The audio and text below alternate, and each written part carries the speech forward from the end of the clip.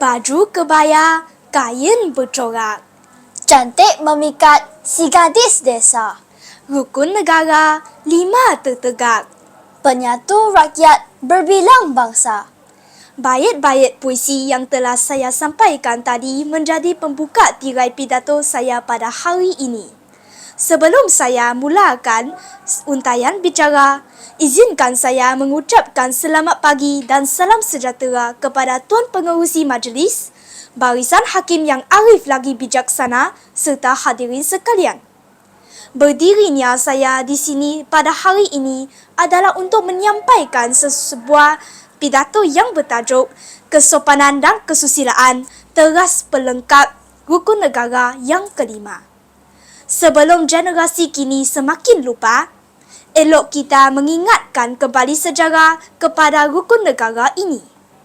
Rukun negara telah diisytiharkan pada 31 Ogos 1970 bersempena ulang tahun kemerdekaan Malaysia yang ke-13 oleh Seri Paduka Baginda Yang di-Pertuan Agong keempat, iaitu Almarhum Tunku Ismail Nasiruddin Shah Ibni Almarhum Sultan Zain Abidin. Rukun negara diperkenalkan rentetan asas perpaduan kaum yang dilihat rapuh dan goyah ketika berlakunya peristiwa 13 Mei 1969 yang menyaksikan pergaduhan dan rusunan kaum di Kuala Lumpur pada ketika itu. Hadirin sekalian, semua rakyat Malaysia, tidak kiralah yang memimpin dan yang dimimpin, wajib mendukung prinsip ini bagi tujuan keamanan dan keharmonian negara.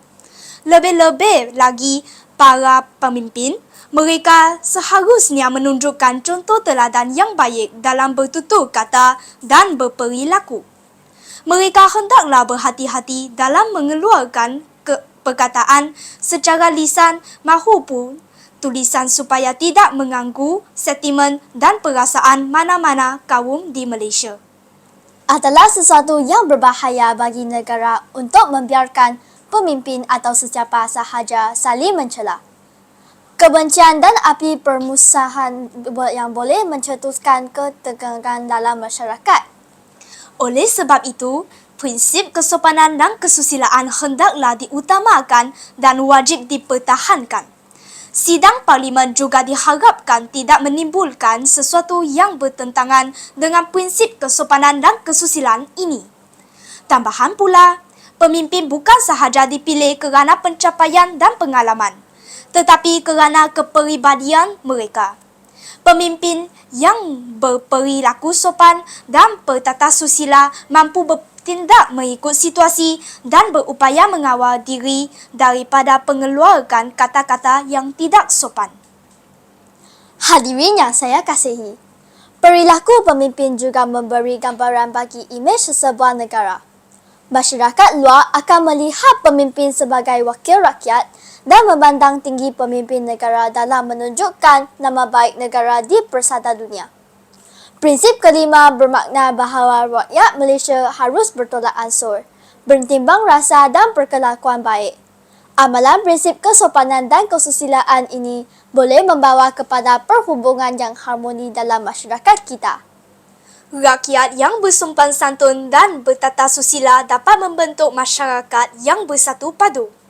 Prinsip ini sangat penting untuk mewujudkan masyarakat yang menghormati dan menghargai kepentingan kaum lain. Sesuai dengan Malaysia yang terdiri daripada masyarakat majmuk, rakyat harus menghormati dan saling memahami adat resam dan nilai hidup kaum lain supaya tidak menyinggung perasaan orang lain. Kesimpulannya, nilai kesopanan dan kesusilaan merupakan asas kepada pembinaan negara yang harmoni serta masyarakat yang sejahtera. Nilai ini perlulah dipupuk dan diamalkan bagi menjadi Malaysia negara maju mengikut acuan nilai dan budaya setempat. Mawar di taman merah menyala. Buang durinya gubah jabangan. Adab sopan juga susila. Setiap masa jadi amalan. Sekian, terima kasih.